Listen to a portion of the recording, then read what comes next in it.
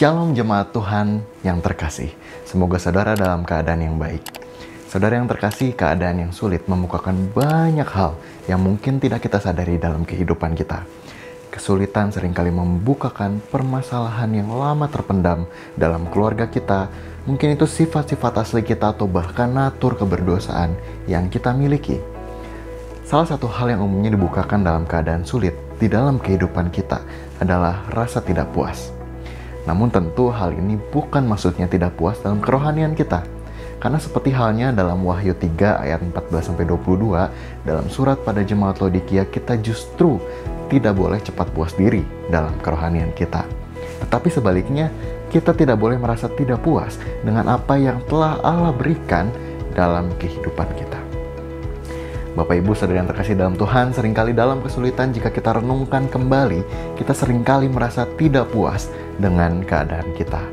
Kita yang dulu berkecukupan misalnya, dan harus tiba-tiba mengalami keadaan yang sulit, seringkali tidak puas dengan kondisi itu.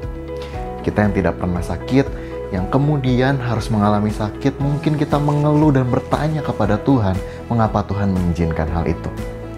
Namun saya yakin Bapak Ibu Saudara semua, keadaan yang sulit yang terjadi dalam kehidupan kita, Tuhan izinkan terjadi. Salah satunya adalah sebagai sarana agar kita mengetahui kondisi kita. Seperti sebuah cermin Bapak Ibu. Kita tidak bisa mengetahui misalnya kalau misalnya ada jerawat di wajah kita kalau kita tidak melihat cermin. Demikianlah keadaan yang sulit itu membuat kita menyadari ada hal-hal dalam diri kita yang tidak sesuai dengan kehendak Allah. Namun bisa jadi keadaan yang sulit juga menjadi penunjuk jalan yang membuat kita mengerti kalau kita sudah ada di jalur yang benar, seperti halnya Paulus. Dalam surat Filipi kita akan mengetahui bahwa Paulus sedang dalam keadaan yang sulit, dan ia sedang dalam penjara.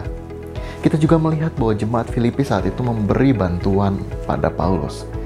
Itulah yang membuat Paulus berkata dalam Filipi 4 ayat 10-14, bahwa aku sangat bersuka cita dalam Tuhan, bahwa akhirnya pikiranmu dan perasaanmu bertumbuh kembali untuk aku.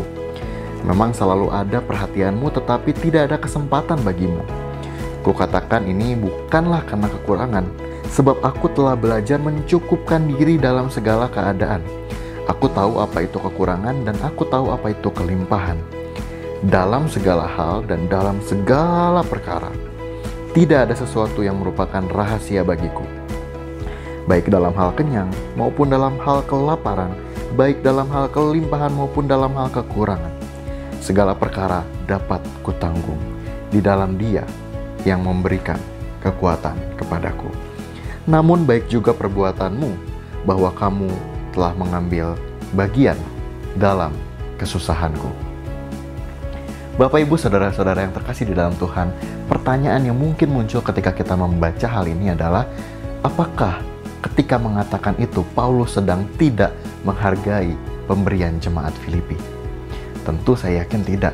Paulus bersuka cita dan bersyukur untuk jemaat Filipi yang sangat perhatian dan mengasihi Paulus. Tetapi ketika Paulus menerima pemberian dari jemaat Filipi itu, ia juga ingin mengajarkan sebuah hal. Ia ingin mengajarkan bahwa dalam pelayanannya, Paulus telah mengalami segala kondisi, hal yang baik atau hal yang buruk, kekurangan atau kelimpahan. Namun satu kuncinya, sebagaimana dicatat dalam ayat 11-13, ialah bahwa Paulus belajar mencukupkan dirinya dalam segala keadaan. Belajar memiliki self-contentment. Dan kecukupan diri itu bukan dengan kekuatan sendiri, melainkan di dalam Tuhan yang memberikan kekuatan pada kita. Jadi dari sini kita belajar bahwa dalam segala hal yang terjadi dalam kehidupan kita, kita harus belajar untuk berpegang pada Tuhan, Sang Pemberi kekuatan kita. Dan kita juga harus belajar untuk mensyukuri segala sesuatu yang Tuhan berikan dalam kehidupan kita. Saudara yang terkasih dalam Tuhan, adakah hari ini kita pun mengalami kondisi yang sulit? Mari kita belajar melihat dari sudut pandang yang lain, bahwa keadaan yang sulit itu Tuhan izinkan terjadi, agar kita belajar untuk bersyukur dengan yang kita miliki, dan kita belajar untuk berpegang pada Tuhan.